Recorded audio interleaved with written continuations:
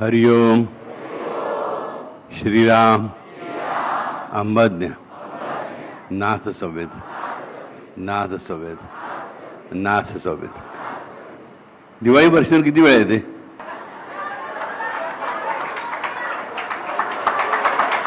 असं एखादं वर्ष असू शकतं की दिवाळी 2 वेळा येऊ शकते, राईट. आणि एखादी मोठी महादिवाळी पण असू शकते. दिवाळीत आपण काय करतो? फटाके उडवतो. उडले? आपण नरकासुराचा वध करतो, होणार.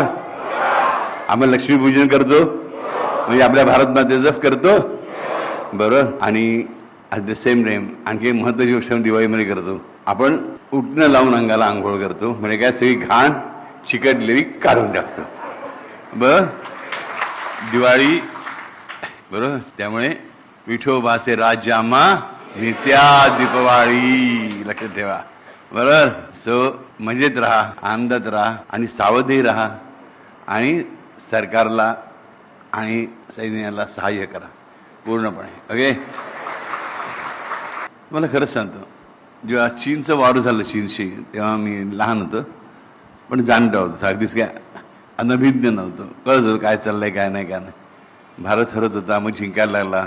त्या काळात अनेक ट्रकमधून मोठे हिरो हिरोईन्स वगैरे सगळे फिरले, पैसा गोळा करणं. भारताकडे पैसाही नव्हता. त्यातून मग शस्त्र घेतली, मग परत लढा सुरू झाला, बाबा परत मिळवला. मग 65चं युद्ध आलं. आम्ही 5वीमध्ये होतो आणि जरा जास्त कळत होतं, बातम्या ऐकायला मजा वाटत होती, एकमेकांशी गप्पा मारायला आनंद होत होता. नंतर 71चं वार झालं, त्याचा चांगलाच मोठा होता.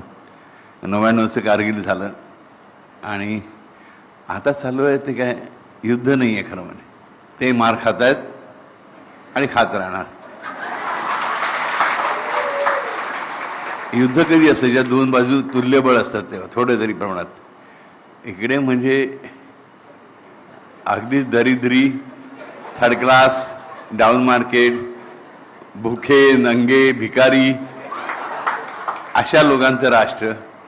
त्यांचे तसेच पंतप्रधान त्याच लायकीचे सेनाप्रमुख. म्हणजे त्यांची लढाईची सुद्धा कीव वाटते मला, असं वाटतं. पण आवश्यक आहे की घाण आहे, आलं शेवट युद्ध नाही. अर्थात ते कुठेतरी ओरबाडते थोडंसं इकडे तिकडे, इज नो प्रॉब्लेम. पण घाण काढताना असं होतच ना. आपली साधी घराची साफसफाई करा, 2 वेळा आपला हात आपटतो, कुठे डोकं आपटतं, आहे ना, that is okay, acceptable, right, no problems. But स्वच्छ करूनच राहायचं, राईट.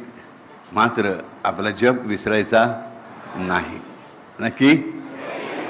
हरिओम. श्रीराम. अंबाज्ञ.